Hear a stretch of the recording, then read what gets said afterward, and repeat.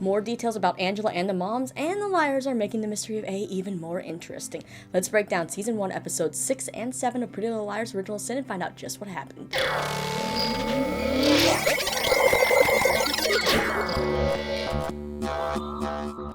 What's going on, you lovely liars? Lisa here, and you know what time it is. It is time to talk about some more episodes of Pretty Little Liars Original Sin.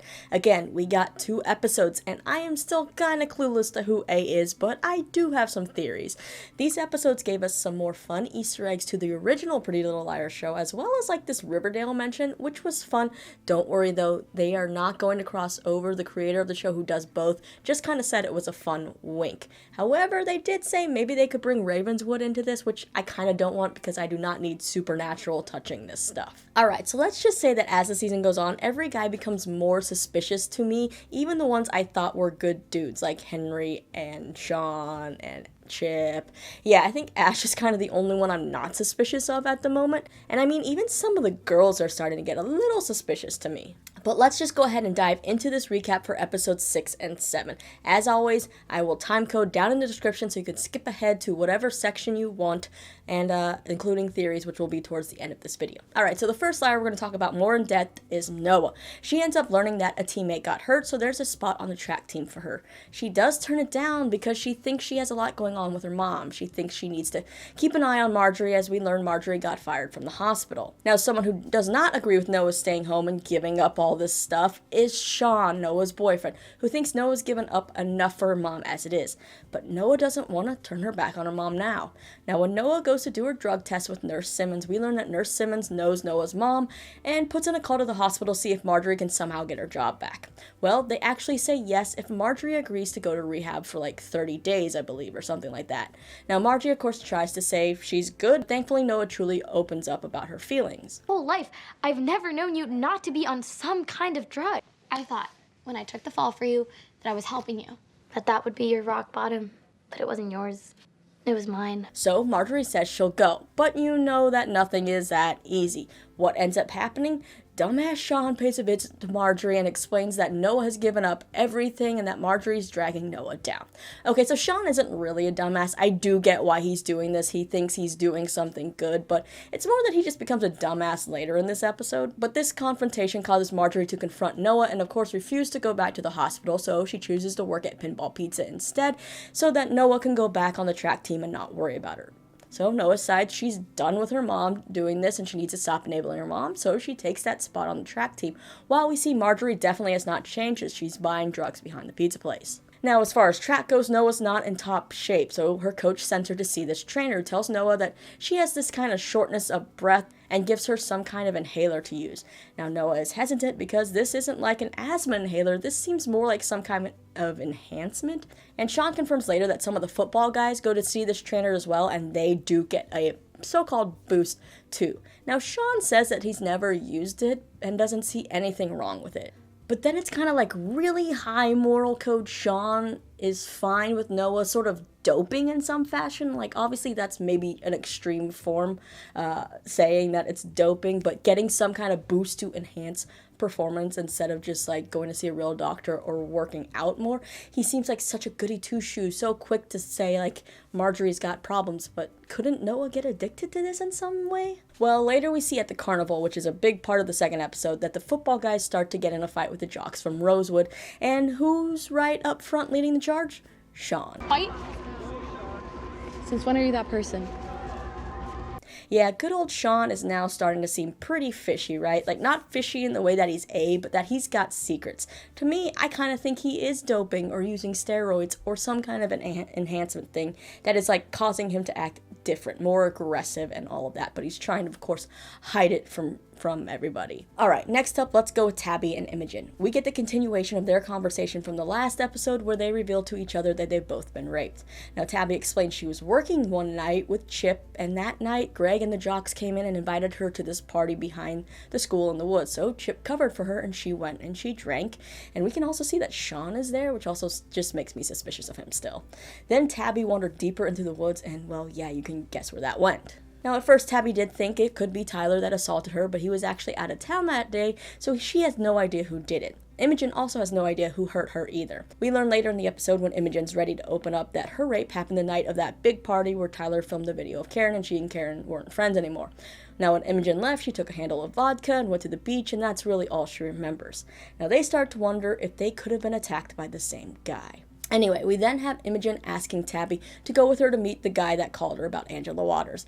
We learn it's a guy named Joseph England who likes to be called Crazy Joe, who lives in the train yard. Anybody who wants to, actually be called Crazy Joe, can we trust them? Now, he reveals that in high school he was in love with Angela Waters, but then the evil mom snatched Angela up, and Angela wouldn't listen to Joe's warnings about those moms. When Imogen asks about Angela's family, we learn that the only family was Angela's mom, Rose Waters, who kind of snapped after Angela's death, and even showed up to the school with a knife trying to stab some boys. It's kind of interesting she didn't go after the girls. And she was then committed to Radley Sanitarium in Rosewood, and he thinks she could still be there. Well, you know what that means, right?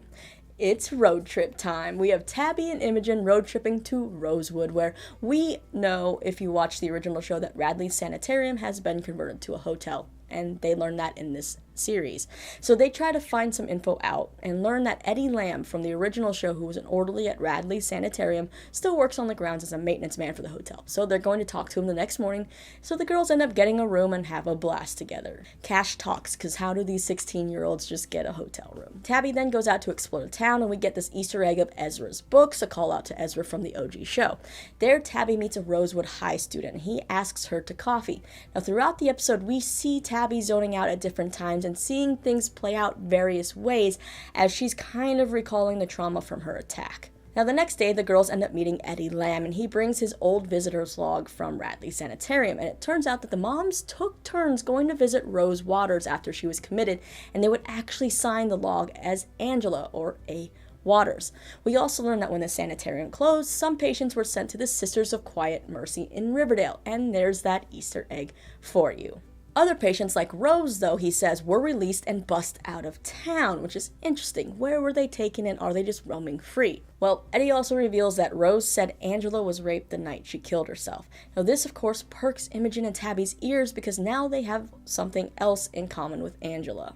Later on, Tabby's looking back on the picture she took of Eddie's logbook and realizes there are 6 signatures that say A. Waters, not 5, so who is that 6th signature? The girls then debate whether to tell the other girls about their assault, since it seems to be a connection to Angela and A, and Tabby's debating whether or not to go to the police as well. Now the girls relay what they learned from Eddie and Joe to the others. Now they're like, why isn't A going after the rapist? Why would A kill Karen?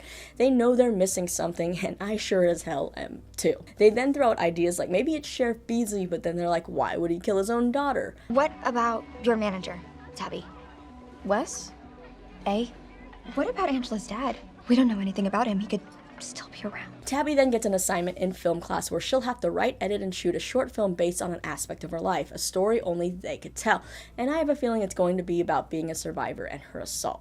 Now, we see her butt heads with Chip and Wes at work over the next double feature at the theater because those movies both have graphic rape scenes, and our theories of Tabby maybe seeing an identifying mark on Chip when they refilmed the psycho scenes is debunked because we learned that they already finished that assignment and we don't get to see it. Do you have any idea what it's like to watch those scenes as a woman? I mean, did our psycho project teach you nothing about trauma and the female body, Chip? Guess not. Tabby then attempts to go back into the woods to see if she can remember anything from that night, but instead she ends up thinking that A is chasing her. She tries to go talk to a female deputy, but is intercepted by Sheriff Beasley, who asks her about Tyler, who has been missing since the party, obviously. Tabby then decides she'll go to talk to Nurse Simmons, but before she tells her anything, Tabby ends up seeing this blood drive poster on the wall, and it seems like Tabby now has some kind of plan to figure out the person who attacked her and possibly Imogen if they go to her school. Now, Imogen and Tabby later then share with the girls everything that they've learned and everything about them, and then they get this text from A that is a picture of Tyler's dead body, and they're just kind of like, oh crap, A killed him. Like, why? And I'm asking why too, because we really only had the janitor, Davy, Tyler, and Karen die. Why did A attack them, and then why is A also terrorizing the girls? A should really just be terrorizing the mothers. Alright, but as for the rest of Imogen's story, she and Chip have to team up in health class to care for the fake baby simulator. At first, Imogen wants to do it all on her own. Now, when she leaves the baby with a teacher or a counselor or something while she goes to the bathroom, she returns to find the baby gone. Chip then helps her find the baby, and they find it in the janitor's closet with the sign that basically says she's a bad mother. So Imogen then asks Chip for help, and then she starts to wonder about, adoption. They go visit an adoption agency where Chip pretends to be the father, which is makes me wonder, Chip. But then they end up hanging out, and he actually asks her out to the carnival. Now, Imogen makes sure that it's okay with Tabby, because I think Imogen, like the rest of us, think that something's going on with Chip and Tabby, but it's definitely just one-sided, and Tabby is all for Imogen going out with Chip. Now, at the carnival, Chip asks if Imogen would ever want to, I'm guessing, kiss or go out, because he doesn't really finish it as they're looking at this couple making out, and at first Imogen says no. Then Chip just sort of lays on the awkward woe is me type of thing, or maybe he's just being honest, but I'm still sus of him. I'm watching weird, esoteric movies in my basement. The past 3 years, I've been crushing on my best friend, even though I've always sort of known it was never gonna happen. I'm not boyfriend material. And well, they end up sort of being like, I kind of like you, and they do kiss. Now, this relationship, I don't know how to feel about it. I just feel like it came out of nowhere. I don't think we've seen these two interact at all up until this, last half of the episode, and it seems like now all of a sudden they're into each other. I don't know how I feel about it. You still see the way that Chip stares at Tabby all day. There's no way he's all of a sudden over her and then wanting to go after her friend instead. I think there's something else there. All right, now to Faran or Mouse next. Faran or Mouse? Let's go with Mouse. So we learn more about her story in this episode and the moms. Now, in one of our 1999 flashbacks, we learn that Elodie actually had a thing with Angela, but it was like a secret thing. At this big carnival that we know about, they were making out in the Hall of Mirrors when Davy walked in and caught them. And of course, Elodie immediately pushed Angela away and said that Angela attacked her, and yeah, these moms truly suck. Now, in present day, we see that Elodie gets a letter from A that is the flyer for the carnival that says, "Meet me in the Hall of Mirrors," and that's what brings up that flashback. Now for Mouse, Ash asks her out on a bowling date, and Mouse is over the moon. You know who ruins the mood though? Steve, who basically starts to stalk Mouse, and we learn that Mouse does these one-time encounters to give parents of missing children one last sort of memory with their kids, and the rules are you can't contact her after that. So Mouse is super pissed that Steve is breaking all of these rules. Well, Steve doesn't get this message, and he follows her to the bowling alley date where he pretends to be her dad, and also follows her to Faran's performance of Black Swan. Now when Ash asks Mouse to the carnival, we learn that the moms always take Mouse out of town that weekend because of what happened to Mouse, but also I think because of the memory with Angela in the Hall of Mirrors for Elodie. Now it's revealed that when Mouse was 5, she wandered off and a man came up and offered her cotton candy and was starting to lead her away when the moms saw them and the man ran off. Now the guy was never caught, and her moms say it was just a stranger. Okay, so Mouse was never actually abducted. Almost abducted, but this incident has affected Elodie so much that I feel like she is the one who has caused Mouse to have trauma, because I feel like at age 5, does Mouse really even remember any of it?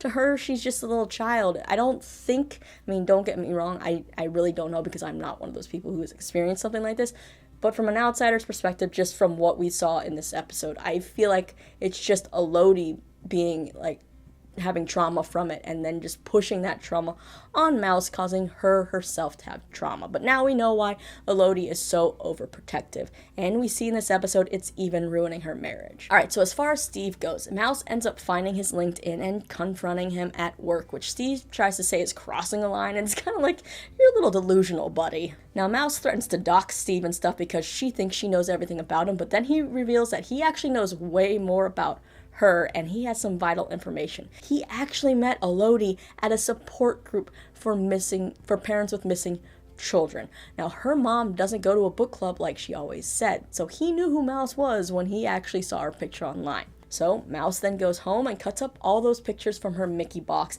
It seems like she is done with whatever this thing is that she's doing, and then she gets a text from A that says, "The man who tried to take you wasn't a stranger." If he wasn't a stranger, then who was he? Mouse then tells Elodie that she is in fact standing up for herself and going to this carnival, and her mom of course worries and is like, what if he's there? But Mouse is like, well, if the guy was a stranger, he's long gone. Which is a very, very good point, Mouse. So Mouse goes to the carnival with Ash. They become boyfriend and girlfriend. Gotta love MASH. But then they go into this house of mirrors, and of course Mouse has a traumatic time in there, kind of like her mom did. We have A chasing her through this maze of mirrors, but I'm really curious how it doesn't seem like Ash sees A in the mirrors. He just sees like Mouse freaking out and running. but I don't know. They end up getting out of the emergency exit where they run into Elodie, who has run to the carnival because she received the text from an unknown number, assuming it's A, that said, if you're not honest with Mouse, your worst fears will come true. Well, Elodie finally tells Mouse the truth. The man who tried to take Mouse wasn't a stranger at all. It was indeed her father, in a sense. Elodie needed money after college, so she agreed to be a surrogate for a couple. But they did it off the books, not with an agency, and, well, I'm guessing Elodie changed her mind and kept this baby, which makes me wonder, does that mean Mouse doesn't have the DNA of Elodie at all? It just means that there's basically nothing legally that couple could do. So Mouse was like, that man, was he trying to take me or just spend time with me? And then gets angry that Elodie basically turned this man into the boogeyman. Now, we also learned that the text that Elodie received wasn't from A. It was actually from Mouse, who used a burner phone that I'm guessing she bought from Steve at the tech shack. But this is just a reminder that literally anyone, multiple people, could be pretending to be A and sending these unknown numbers, because these texts actually aren't signed by A, are they, all the time? I don't think they are. Later, we also learned that Mouse's other mom kicked Elodie out of the house. I apologize for not remembering Mouse's other mom's names. There's too many people on this show. Alright, so is it bad that I kind of thought there'd be more to Mouse's story? Like, I was actually a little bit disappointed, but I will have more thoughts on why I was disappointed after I talk about Faran's storyline in these 2 episodes. So Elodie isn't the only mom A is messing with in these 2 episodes. We get some backstory on Corey's part in the tormenting of Angela. Now, Corey gets a box from A at work, and inside is a bloody tattoo gun and a note that says, some scars you see, some you don't, but they all hurt. Well, we then see in 1999 that Corey and Angela went to a tattoo parlor where Corey convinced Angela that all the girls were getting their first initial tattooed, and she made Angela go first. So Angela ended up getting an A tattoo, and when she was done, she realized Corey had ditched her. Yeah, the boys in the present day, like these jocks at the school, are totally awful, but these moms back in 1999, to me, are almost just as awful. Anyway, we know that Faran has scoliosis and had surgery when she was younger.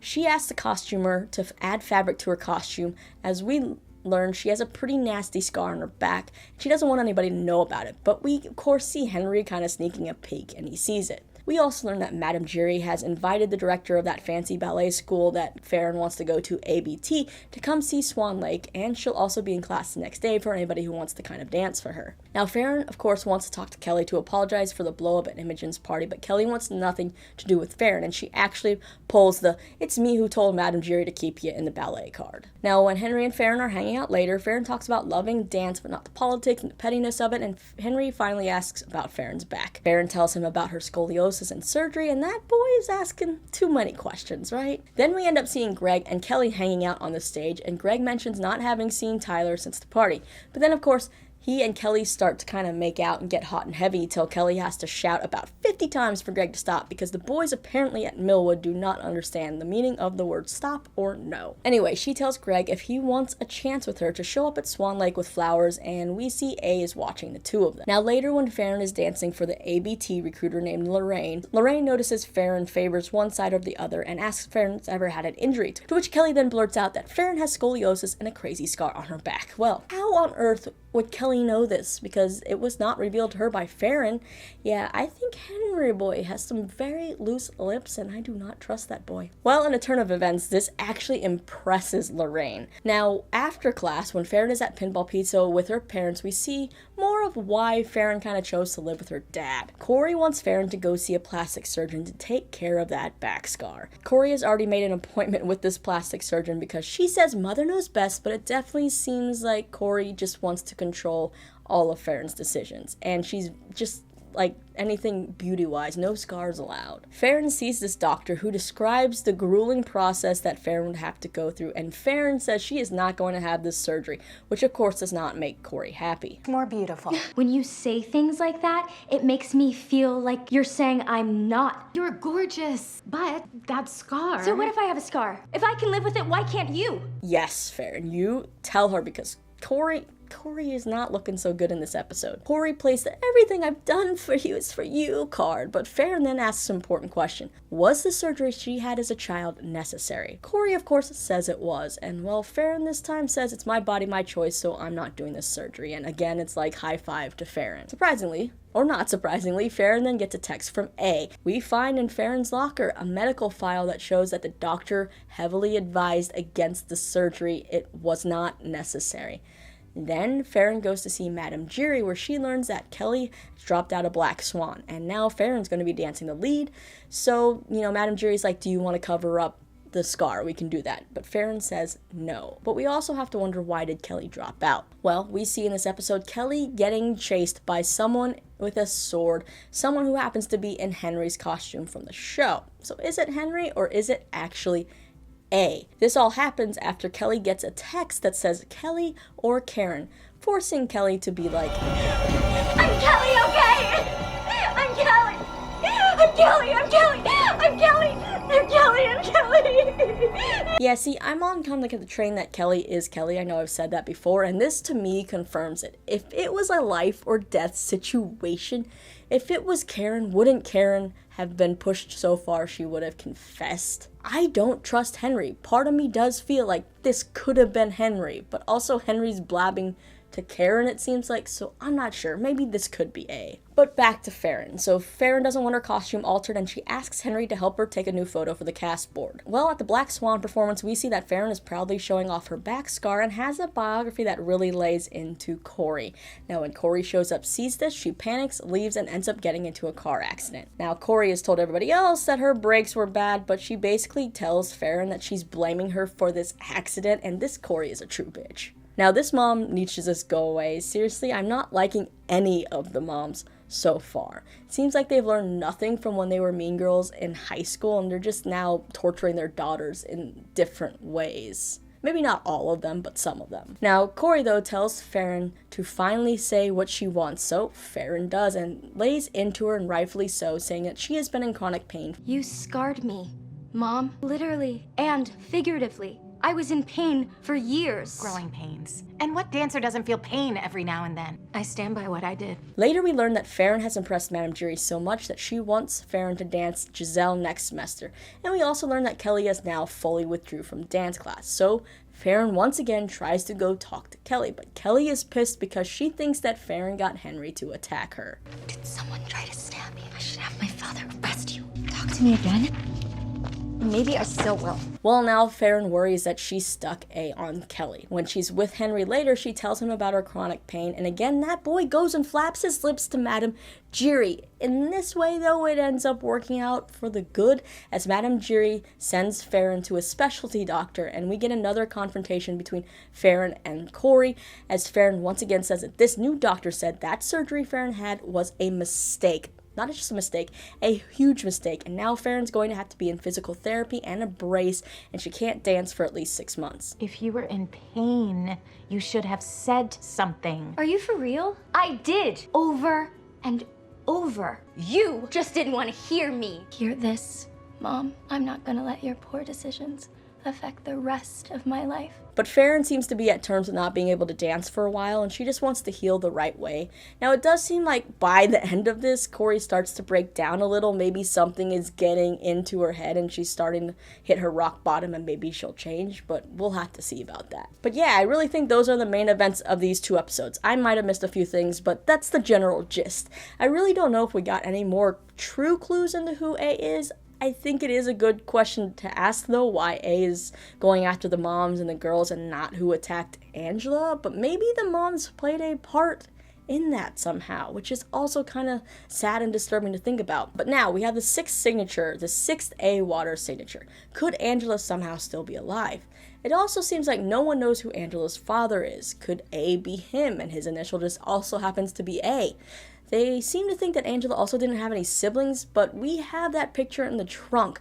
What if she did have this older brother who maybe was off in the military, and that's why there's this military trunk that A puts their stuff in? Maybe no one remembered him, and he came home, found out what happened to his mom and his sister, and wants vengeance. But why wait so long, if you think about it? Maybe his name also started with an A, so they assume that A. Waters all meant to stand for Angela, but maybe there's like an Anthony Waters or something. I guess you could have another theory that I've been thinking about is like, what if A is Angela's brother, and Angela's brother maybe also is Imogen's dad, and like Davy just didn't know it? Like, that would be kind of twisted, right? These shows get twisted. Now, when the moms gathered in Imogen and Davy's house, it seems like there were some photos on display, and it looked like one of them was kind of somebody in uniform. I don't know. Maybe I'm just getting off base, but we really don't know anything about Imogen's dad or anything about Angela's family except for her mother. Now, there have been theories about what if Imogen and Davy were living in Angela's old house, but I think the promo for the final 3 episodes kind of debunks that. I also was thinking, I was like, maybe we could have some kind of twisted story where Davy and Angela end up being half sisters, like because of an affair or something. Maybe Davy found that out and then she decided to ruin Angela's like high school life. I don't know. As of now, I'm leaning more towards maybe there's a brother of Angela somewhere out there. We have Wes, who is creepy, but he is not old enough to be the older brother. Could there have been a younger brother too somehow? Yeah, so many possibilities. I feel like I need to go back and rewatch and see if there's any clues I've missed. But I also think there's a theory that I have that maybe could be way too far out there. But some people I've seen online have voiced that they're suspicious of some of the girls, especially Imogen. What if she's A or working with A? To me, I also am like, what if she isn't really pregnant? Could she be faking it somehow? The only evidence we have that there is a baby is that one ultrasound picture. Why hasn't she been to the doctor multiple times and gotten more updated pictures? Millwood can't be that antiquated, can it? But then if she was faking her pregnancy, her saying that she was attacked would be super messed up unless she was attacked, and maybe she kind of saw that as like maybe she could lie about this pregnancy for some reason as a way to cope. I don't know, that's just a really far out there theory. Now, as far as why I was disappointed a little bit with Mouse's reveal, I thought it would be a little more twisted, honestly. She wasn't really taken. Like I said, she probably doesn't even remember the incident really. She just hears what her moms told her, and so it's kind of like Elodie projecting that trauma onto Mouse, and being overbearing towards Mouse has caused her to have her own now trauma. But there's still this whole thing about the missing poster in the credits. I'm wondering if that's just to throw us off, if that's not actually a clue into Mouse's age, because we know Mouse was 5 when this whole thing happened. But what if it was a clue into A's age? If that was true, then A would be younger than Angela, right? So it could be a younger sibling of some sort, which could lean maybe towards Wes? Or what if A is somehow Mouse's father that we don't know? Chip definitely still seems sus to me. I feel like he knows something about Tabby's assault, whether it was him or not. I actually kind of think Wes could be innocent. Like, I feel like they just made him super creepy to throw us off, but really he's like got nothing to do with it. But yeah, let's move on to talking about some bits from the promo for the next 3 episodes, the final 3 episodes of this season. I would show you the promo, but I don't want to get copyright strike, so we'll just talk about some of the things. So when it comes to Tabby's assault, they say that 9 out of 10 times it's someone you know. Then they show us a clip of Chip and Wes. So that makes us think it's one of those two. But then there's also a scene with Sean right after that, Sean and Noah, and we see Sean. So it's like Chip, Wes, Sean. Sean was at that party. Do we think that Sean could have been involved with the assault? Is that going too far? Or do we know for sure it's either Wes or Chip? Now, in this promo, we finally get the girls sitting all the moms down, and I'm curious what the moms are going to say. And now that Kelly isn't dancing, it seems like she's turning into full-on Karen, if she actually isn't really Karen. Now, seeing Ash with Mouse's moms looking at the phone makes me wonder if somehow Steve kidnaps her, but we also have this frame where we see Steve in a chair and Mouse standing there in what seems like a hotel room, so it's kind of like, did one of them abduct each other? What is going on there? We get a glimpse of more of Sheriff Beasley and a lover, and I wonder if Kelly finds out, and maybe that causes her to turn into the full, Karen type, or the makeover that we see her walking down the hall. I don't know, but it looks like these final 3 episodes will be pretty intense, and I cannot wait. I am really hoping that we get a second season for this show, but with the mess going on with HBO Max and Warner Brothers Discovery and this whole merger, I don't know. I feel like it's up in the air, but I am curious just how much they will reveal about A and everything at the end of the season. If they fully reveal A, where could that go for a second season? So many questions, so many theories, so little time. This video is way too long now, so I want to hear from you. What do you think of these 2 episodes and the big reveals? Were you disappointed by any storyline? Which liar is your favorite so far, and are you suspicious of any of the liars? Any new thoughts on who A is? Let me know all your thoughts and theories down in the comments below. Then don't forget to hit that subscribe button because I'll be here breaking down the rest of the season. You don't want to miss what we talk about with the finale, right? Don't you want to know what happens? I guess you could watch the show, but you know what I mean. You can also check out more of my videos right over here. And as always, my name's Lisa. Thanks for listening to me ramble. I guess I'll see you next time.